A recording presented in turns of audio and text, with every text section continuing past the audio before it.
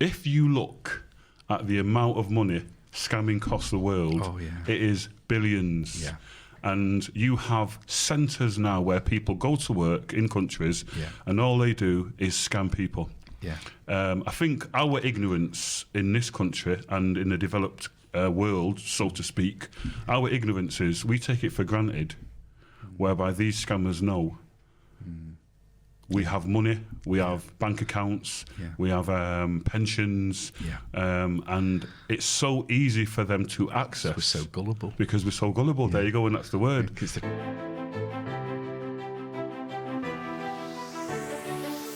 Hello and welcome to another edition of Between the Spreadsheets. I'm Stephen Englander, and today in the studio we've got Andy Powell, who has invented the most incredible game. Do we say invented or did he design it? I would say invented. Where do you come up with the idea? My daughter has a condition called sickle cell and chronic pain syndrome. Yeah. And I had to give up working full time in order to care for her. Now, while I was at home caring for her, I was just inundated with letters from the tax office, emails from my African friend who's got money in a lottery syndicate that he needs releasing. I don't have any friends that have got any money from lotteries. I don't have any friends that will give me any money either. Phone calls as well. I was bombarded with phone calls, and I was so bombarded with this stuff. I just started to make a note of all of the stuff that I was getting. Yeah. And then I started to do a little bit of research in between, looking after my daughter and caring for my daughter. So I spent like years caring for my daughter, taking her to hospital. I mean, just to be clear on that, she's been in hospital 48 times since she was born. Right. So me looking after her was just... So how old is she now? She's 16 now. But during that period, this game just dropped into my spirit. So in the true spirit of turning lemons into lemonade, you've taken every shit that I can throw at you and made a game out of it. That's pretty good. I've been very proactive in finding out what's actually going on. And this game will help people. What this game does is it educates people to be more aware of who they are speaking to. And there's a little saying going around now, which is, if it's too good to be true, probably it's too good to be true. So this game is basically exposing... let me tell you a quick story. We were playing this game during a product testing process, and one of my family members spoke about her son being scammed. And when the way he was scammed was he went, because he was desperate in need, for a loan online. And the loan that he applied for kept on asking him to pay fees upon more fees upon more fees. And eventually, when she found out what was going on, she basically said to him, do you not know this is a scam? You're being scammed. You don't pay all of these fees for a loan that you're never going to get. Of course. But the key point in this conversation was she rang up the scammer and said to the scammer, I know you're ripping off my son. And the scammer said to her, it's his own fault for being stupid. At least he's honest. Well, the scammer was honest, and I think we've got to accept Did he keep paying? Some people would actually still pay. But it's like these Russian girls and Thai girls and, pay my airfare and I'll come out. And the male or female ones, which one we're talking about. Yeah. I mean, let's be honest. If you look at the amount of money scamming costs the world, it is billions. And you have centres now where people go to work in countries and all they do is scam people. I think our ignorance in this country and in the developed world, so to speak, our ignorance is we take it for granted, whereby these scammers know we have money, we have bank accounts, we have pensions, and it's so easy for them to access. We're so gullible. Because we're so gullible. There you go, and that's the word. Because the community we live in, we don't go out to cheat people. Do you know... except accountants. Accountants, yeah.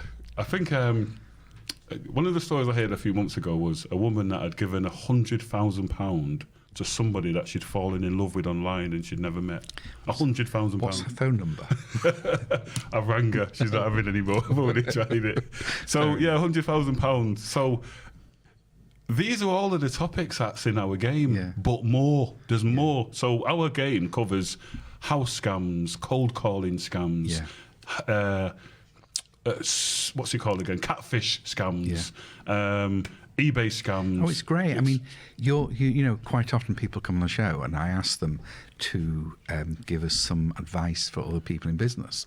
But you've gone a step further. You don't really need to give any advice because they just pay your game and you will not find anywhere else globally where you can find that much information to do with scams. Yeah, I think it's one brilliant. place. Yeah. I think this needs to be out there. I think anybody watching this video should promote this to say, look, the scamming world is massive. It's there, and we've got a game here that can teach your kids, and you know, so it's second nature not to fall for scams. Because there's always new ones, but once you get the essence of a scam, you don't fall for new ones, do you? Can I tell you one of the latest scams? Please do. Yeah. Is that the we've got a delivery waiting for you? That's in this game. You've already thought of that. But it's. No, well, I had a friend of mine that got that email. And we missed you. Yeah, well, I said straight away, it's a scam. So he says, what should I do? I said, pay it. Yeah. I mean, I accept that scams are always developing. Yes. But it's just, if you look for the signs, you can suss out it's a scam. Yeah, because what this game teaches, it teaches this thing which we're lacking. Yeah. Common sense and security. And I said to you before the show started, that if you're going to hand your daughter and your son a nice bank account when you've passed on to the next eternal life, when I snuff it, when you snuff it, then next year, if you're going to pass on your fortune and your worldly goods to your family, I would say in some cases you shouldn't. You might as well just give it straight to a scammer. Yeah. Because if your kids and your wife or your husband are not aware of some of this stuff, and there's a saying, it's always unsuspecting people, not clever or soft. Well, where do people get this game from? Okay, what's happening at the moment with this game is that we've got an international company who has it. They've had it for about 5 months now. And they said it's going to take them 18 months to put it on the shelves. Right. If everything goes according to the plan that we've discussed, I should be a millionaire this time next year. Right. So I'll come for you. I'll come back and, I'm with accounts. You. I'm with you now. I'm with you now. Will you be my dad?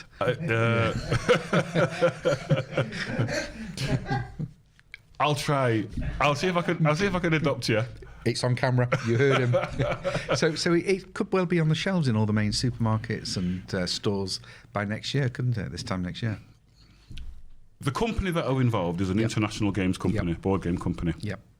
They will make their own copy of this, right? Their own design, but they'll take the idea that we've come up with and invented in the format, but they'll probably do their own design, etc. Yeah. So they might Americanise it a bit. Yeah, definitely. And I think again, you've got different languages, different countries, different continents. But I think what this game does is that it empowers people. That any contact that anybody has with them, they'll do their security checks on them first. Right. So what this will do is we can find an investor. And I think you've got the figures there. Yeah, I've got them here. What are the figures that you've got there on a private investor? Yeah. So can you just quickly read out what that is on there? Which bit? Well, I'll tell you what. The amounts. Those you're going to have to do it because I've not got me. What, 50,000? Okay, so how many? So if you ordered 50,000 of these, they're £6.84. For how many? For 50,000. Oh, 50,000 is order quantity. Okay, so somebody ordered 50,000 of these. Yeah, they pay £6.84 a game. £6.80. Yeah. So the facts are, if you sold them at £35, and you've only paid... Which you pay not much less than that for a Monopoly game, don't you? So you are looking at decent quantities. Sorry. But you're probably going to need decent quantities because when this hits the market, it'll go very well. I think what you'll find is if somebody wanted to do a private run of these and come up with... enough money to get a decent amount, they can be the first UK supplier of this game. So what are you looking for? Because there's a lot of people when they're trying a new idea, they're not going to buy 50,000 of a product. I think I think what we could do is, you look at the figures on there. You know, I'm happy for somebody to say to me, Andy, can we order 3,000 of your games? There you go. So we're getting down a bit. But what I think you should perhaps do is contact Andy or myself if you're experiencing distribution, and we can have a chat and we can definitely put a project together. I think that's probably the better way. Yeah. And there are people watching this that could be interested in a distributorship and help you get this game moving. Yeah, and that would be separate to the international company. That's right. Who doing their own. So and white labelling, can they put their name on it? Yeah, of course they could. Company name. Yeah. Yeah, definitely. Accounts direct, 50,000 first run on the front of it. Yeah, yeah. There you go. Yeah, I'll sign them as well. Do you know, it would be a good game for an accountant or schools or lawyers or even the police. I don't know why the police don't distribute this. You know, let me tell you a couple of scams. Yep. Okay, if I was going to scam you now, I would just clone your company, clone your website, and pretend that I am acting on the behalf of Accounts Direct. Yeah. That's what people are doing. Yeah. Well, we don't need to. We've got Tony to do that. But you understand what I'm saying? Yeah. So I think Goldman Sachs got cloned a couple of weeks ago, a couple of months ago, and somebody made a lot of money just off Goldman Sachs. Wow. So there you go. So for me, nothing's safe, is it? Nothing. Absolutely nothing's safe. The other thing is, we already know that banks, people are ringing up pretending to be from the bank. People are pretending to be from the police, knocking on people's doors. One of the things I find amazing about this game is this: every scam in this game is still happening. And just while we've been speaking, all of the scams that are going on, you know, that we're aware of, most of them are already in this game. The issue is, you can go to a cash point machine and you can get scammed at a cash point machine and not know you've been scammed. Yeah. No, it's great. You're making money about scams without actually scamming anyone. Exactly. I think it's brilliant. I think it's great. But so there's quite an altruistic element to this. You actually like helping people. Is that why you used to be a bailiff? As a certificated bailiff, when you take your kids to school and to nursery and to the hospital, when you call the police or the fire engine for a fire, it's your taxes, people's taxes pay for them. Yes. You have a culture of people that refuse to pay taxes. So being a bailiff isn't just about knocking on someone's door and bullying people. Basically, being about a bailiff is making sure that there's enough money within the government departments to pay for the services that we take for granted. Clearly, during the coronavirus that we've just had, and we have got 50 coronavirus scams in our game. Yeah. It's also, it's not just about government, because I know you work for the courts, but it's also... I work for who, sorry? Didn't you work for the courts? No, sorry. Sorry. I was a certificated bailiff. Right. With a certificate from the courts, county courts, so I was a county court bailiff. Yeah. But previous to that, I used to work in a civil service. Right. As on an adjudication and appeals section. Okay. So I spent quite a few years in the civil service. You know your way around this. I used to work in a job centre as well. Right. So having always been involved in helping people and that's part of my nature. And you apply that to being a bailiff, because I was going to say there's a lot of customers over the years that they suffer from people just ordering goods and services knowing they can't pay for them. We get it. People ask us to do a set of accounts. They know they can't pay us. They know they've got no money. Yeah, that's right. And yet they expect, and they get surprised when we say, we've got wages to pay, we've got bills to pay. Yeah. And, I've never actually sent a bailiff round to anybody, but, I'm thinking I should have done. I think in one of the things I learned about when I was a bailiff, I learned that some people live in an illusion, and you can say things to them, and because the illusion that they're living in tells them that they're entitled to these things. Now, let's be serious now. If your house isn't paid for, who owns it? The mortgage, the bank. If your car isn't paid for and it's on finance, who owns the loan company. The most two important things that people need is a car and a house. Yeah. If you're a hairdresser living in a house on the way to Buxton on one of them private estates where I've been to, and you're just a hairdresser and you live in this little mansion on a private estate. Someone's not being paid, are they? Yeah. So, and your husband's left you. He's got a nice little young woman on the side that is, Oh, you just know you're going to lose money with people. you just know. My dad came up with a great comment once to somebody who he wanted something like £20,000 worth of stock to open a shop. Okay. And my dad, it was one of these pop-up type things years ago. And my dad said, well, £20,000, when will you pay me? And he said, well, within 3 months you'll have your money and a profit.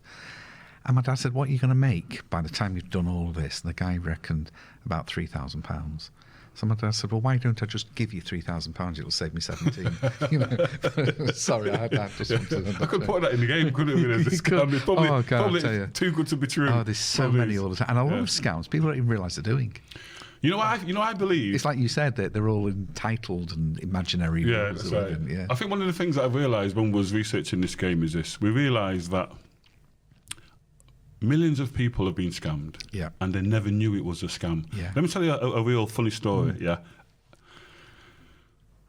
there's companies that buy broken TVs in the boxes. Okay. And they know the TV is broke, the screen's broke, it doesn't work, but they buy them in the boxes. Yeah. They then sell them on eBay or whatever platform. Yeah. And they put a clause in the sale, which is, if you don't contact us, if the goods are broken within 3 working days, you're not entitled to your money back. So you can buy a TV or another electrical product and you get it and it's broken. But because you've been busy and you didn't need it, you just didn't bother. Yeah. So when you've not opened the box. Not opened the box. Yeah. And then you eventually open it, and then after a week or 2 weeks, because that's when you need it, and you think it's broken, and you ring them up and you say, "Oi, what's going on? This is broken." And they say, "Have you read the small print?" Now, have you read the small print? They're saying is, we've ripped you off. Yeah. But you can't do anything about it. And presumably by the time the courts get involved, they've gone. It's just a waste of time because the company's gone. Because the company just says, and in this game, we teach you to always read the small print. Yeah. So there's themes in this game, the topics in this game, and to be honest, you know, if you want to know about trading standards, you might as well start playing our game. Because just the standard and the security that this teaches you, I look at this game as being like a personal awareness that we don't have. I think if you play this game with your family, you'll probably find that you'll be a bit more comfortable knowing that they've got their own personal security. And this is what I mean by personal security. Making sure your windows are locked at night. Yeah. Making sure you don't leave your handbag on the side. Making sure that somebody doesn't crash into the back of your car without you taking pictures. There's loads of stuff in this game that I'm so confident now with my own daughter and my own son who helped develop this game. So I've got to give a shout out to Jackie, my wife, Omar and Farah, because my idea, but there's been tears and blood, sweat and everything getting it to this standard. But all my family have been involved in developing this game. Now I know that they've got enough of this game to secure them in the future, to ask questions. You know, if somebody rings up and says, "I'm from ABC," they'll say, "Really? ABC, give me your number and I'll ring you back and I'll find out." It's not only the person that plays the game, because they'll go and push other people as well. They'll become evangelical against this. And I like that word, evangelical. Okay. It's a good word. I wish I knew how to spell it. I could write it down. Actually, you could put it across there. Evangelical. And the name, it's a scam. I think it's just great. This game, it's a scam. Yeah. Is hitting the nail on the head. Let me tell you something quickly about this. Okay, yeah. I sat with a bank, a well-known banking group, 2 years ago with this game. Yeah. There were regional managers on this workshop. There were area managers on this workshop. Scam busters was at this workshop. Trading standards, the police, there was loads of different organisations. And I walked in with this game, sets it up, and I leaves it in the middle of this workshop. And they were just all blown away by it. Every organisation that was at that workshop was like... It's a great game. They all agreed that this game... Should we look at a card? Yeah, let's go for... You know the ones which one's that one? I've got random. Yeah, go for random scams, yeah? So this is the one you told me to look at. No, this is... Okay. You took pictures straight after a crash for cash incident and caught out the scammers. Okay. And what's that? You did not keep your mobile phone or devices protected while on holiday. criminal gangs are active in tourists. So you're giving them a scenario each time that you've got to pay the clone account $100,000, and you, on the other side where you did the right thing and took pictures, you win all the money in the clone account. That's right. So, great. So what you find with this game is that there's a constant theme of education. Yeah. Now, you just imagine this. You want to go on holiday with your family, and you get to Miami, and then you own a business, and then you start taking loads of pictures and putting them up online, and then you're telling people where you are. And then while you're away, your house gets robbed, your cars get robbed, someone's, done all sorts of stuff in your bed and, eating all your porridge. Because all you've done is put up pictures online. But it's let them know you're away. We teach that in this game, that it's not always good to show pictures of your half-naked body. Until you get back. There you go. Yeah. Well, I would never show pictures of my half-naked body on the beach because of the harpoon problem. Come at me with a harpoon. Okay. So, no. But there's all sorts of scams. Have you had it before? Someone decided to harpoon you before, haven't they? That would be a sign. Do you know what else I've got apart from the harpoon? What's that? I've also got these little marks, like barge pole marks all over me. I don't know. But there's loads of business scams as well, all the time. It doesn't stop. Can I throw something in there? The thing about business scams is scammers are now associating themselves with established solicitors. Yeah. People are using letterheads from high street solicitors saying to people, you're entitled to this, you're entitled to that, right. And you just need to give us all your detail. And so anything that we're involved with now can be scammed. It can. Well, the solicitors won't like that because it'll ruin their reputation. So but I hope if there are any solicitors watching, I hope they remember that it came out of your mouth. I have so many friends that are solicitors. Yeah, so right now, if somebody wanted your game, they're not a distributor, and they're not in business, and they're not an organisation. They just want one to play with the kids. To be honest, what you're seeing here is our own personal promo copies. Right. And these are literally £350. So we're not ready for retail. They're not ready for retail. I mean, if somebody said to us, Andy, I love your game, I want to see it, I want to get a copy, if somebody wanted to run 1,000 of these games, it might cost them £18 per game because it's only 1,000. That's okay. Yeah. Again, you got the figures there. Yeah. So what is it for 1,000 on there? Can you? It doesn't come. It starts at 50,000. Does it go? Okay, 50,000. So sometimes what clients do when they're in this type of thing, they get orders for 50,000 or 50 people, and then they go into production. I mean. One of the things that would be interesting is if somebody wanted to, do a personal, private, I wouldn't mind a copy of that. Probably call it what would they call it? A limited edition. It may cost them, if we got 10 of them done, it may cost them £200-300, but these have cost us £350 each because these are promos. They're quite heavy. But what that would give them, and this is what's funny, if somebody said, okay, I wouldn't mind having an elite, pre-run version. And I'll sign it. And you can sign it, I'll sign it, my family signed it. Yeah. It may save them thousands of pounds in the future. True. One little bit of advice, that's what it's about. That's what's expensive. I tell you what's funny. The learning curve. One of the things that we studied when I was doing this game, I studied the catfishing industry. Yeah. And it was really deep because in the catfishing industry, you've got people that are falling in love with a computer screen and with words. Never met the person. It's literally they're falling in love. And one of the things I realised is that it was a £40 million industry, catfishing, and that was 4 years ago. So one of the first topics in our game was catfishing. When we started doing product testing, why is it called catfishing? It's just you're throwing out a line and they've got these whatever, and it's just. There was an old book years ago called Cyrano de Bergerac. Okay, and it was about a woman that fell in love with the guy's friend who wasn't very good looking but great with words. Okay. Whereas the guy that she was trying to promote himself was very good looking but not very bright. Okay. And she fell in love with the wrong guy, then found out it's just one of those nice little stories. So with the £40 million scamming industry, one of the things that I realised, in fact, I put the two stories together, the one with working with the banks, when we did a workshop with the banks, and what we're talking about now, is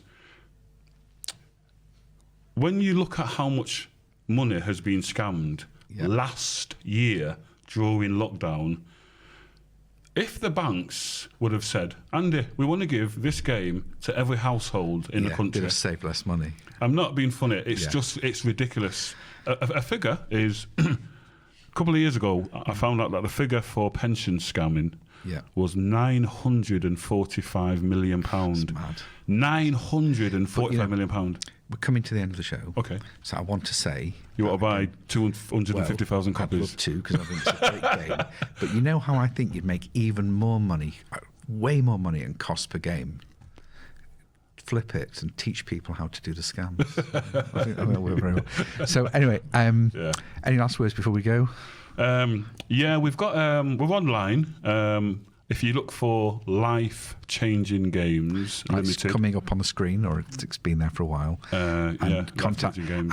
And if you do have any ideas for Andy, and you're too shy to contact Andy, contact me and I'll put you in touch. Yeah. But contact details running wrong below or in the small print below. And if anybody wants to do a small run of this game for their personal benefit, I'm willing to, we could have groups, couldn't we? Yeah. Do you know, we could come in here, have groups, and film people being enlightened or getting ideas. Hallelujah, you said before, didn't you? I did. Cheers. Thank you very much. Thanks for joining me. Yeah, you're welcome. I'll see you on the next edition Between the Spreadsheets. Thank you very much.